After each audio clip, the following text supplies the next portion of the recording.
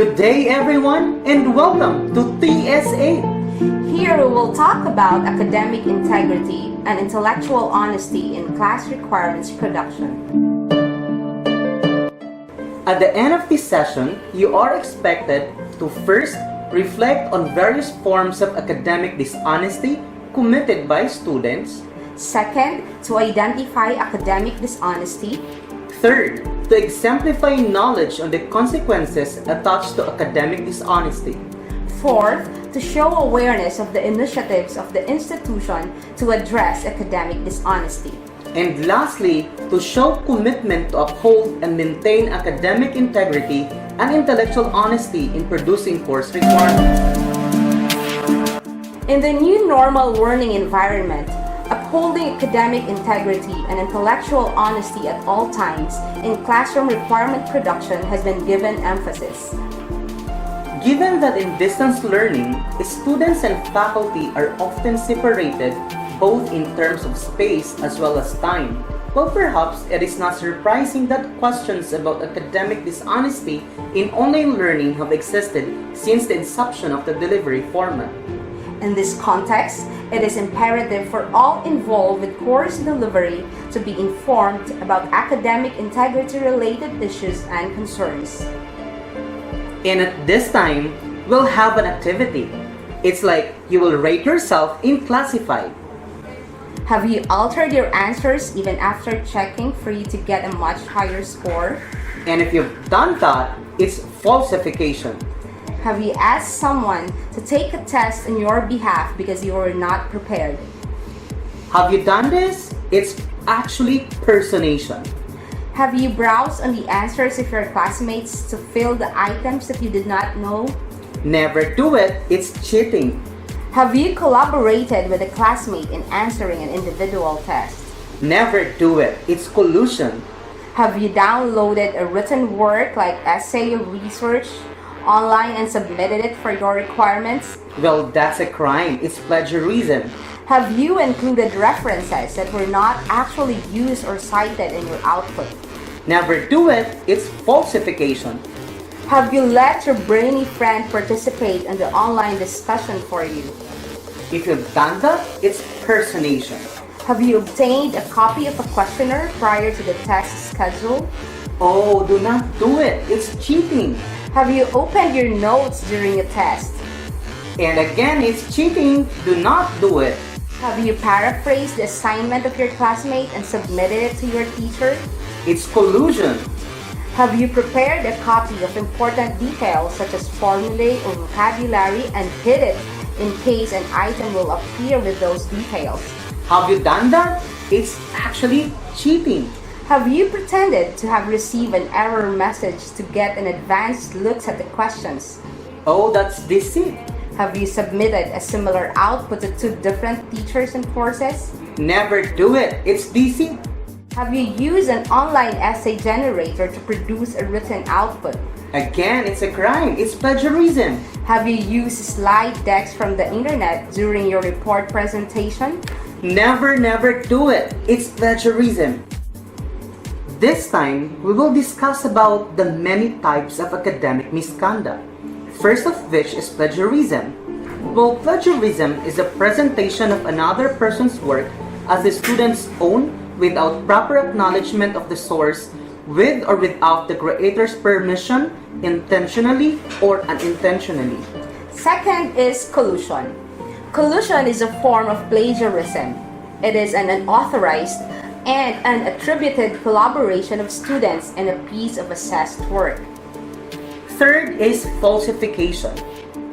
Falsification is actually an attempt to present fictitious or distorted data, evidence, references, citations, or experimental results, and or to knowingly make use of such material. Up next is cheating. Cheating is any attempt to obtain or to give assistance in an examination or an assessment without due acknowledgement. This includes submitting work which is not one's own. Fifth is deceit.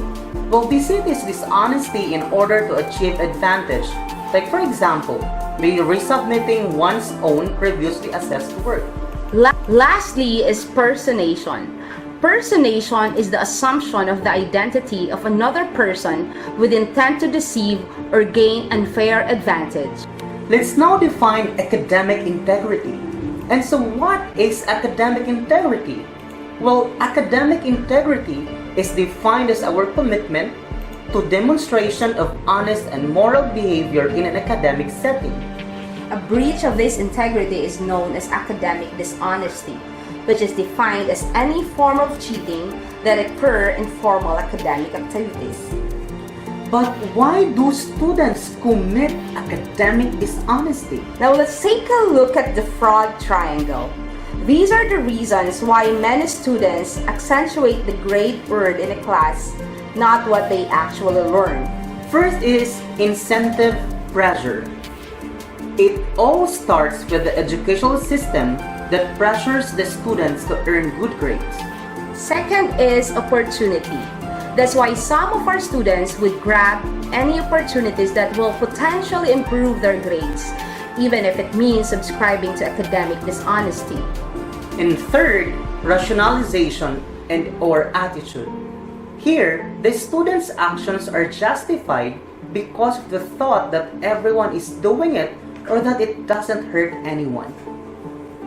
So now, let us discuss the many factors that actually disconnect teachers and students in a virtual environment, which would include Desire to get ahead, procrastination, the course is difficult, desire to help others, need to pass the class, cheating is easy. Let's now talk about policies, laws, and penalties and consequences once a student will commit academic dishonesty. According to the University of Eastern Philippines Handbook, cheating is considered a major academic offense. This includes the following actions. 1 is cheating in examinations. 2 is taking exams by proxy. And last one is taking exams using permit of another student. For major academic offense, the penalty are as follows. For first offense, warning or letter of apology with undertaking. Second offense, nullification of the exam. And third offense is a failing grade. Plagiarism is more of an ethical issue than legal. However, plagiarism is the same as copyright in the Philippines and could be considered under the Cybercrime Law of the Republic Act 10175. The long-term repercussions include occupational incompetence and loss of self-respect. Here are some examples of academic initiatives against cheating. We have online test proctoring, surveillance, cheating trap, randomized exam questions and responses. We also have plagiarism detection software, policy dissemination, a strict test-taking timeline, class mode, and statistical analysis to detect common errors. We're almost done, but just before we end the session, we'll just have to bust some myth. It is a myth that online universities don't really care about cheating. And reality says that the truth is that most so-called online universities are also traditional universities, and that in fact these universities on the whole are vigilant about preventing cheating. Myth: it's impossible for online instructors to identify cheating. And reality says online educators may not have that physical presence. Perpetrators of online cheating will also get caught using various modes. For one, there are apps or softwares available that can be used to check the authenticity of students' work. It is also a myth that plagiarism checkers are easily fooled.